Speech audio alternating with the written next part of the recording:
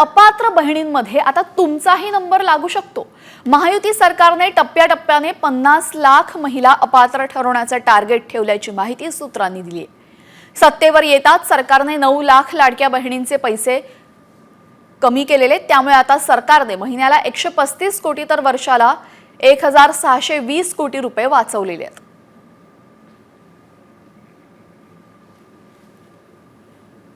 तर लाडक्यांमुळे तिजोरीवर महिन्याला 3600 कोटींचा भार पडतोय। जानेवारीमध्ये 5 लाख तर फेब्रुवारीमध्ये 4 लाख महिला अपात्र ठरल्या। एकापेक्षा जास्त योजनेच्या लाभार्थी महिलांना वगळण्यात आलेले आहे। महिन्याला 135 कोटी तर वर्षाला 1620 कोटी रुपये वाचवलेत। 50 लाख लाभार्थी कपातीचं सरकारचं उद्दिष्ट आहे।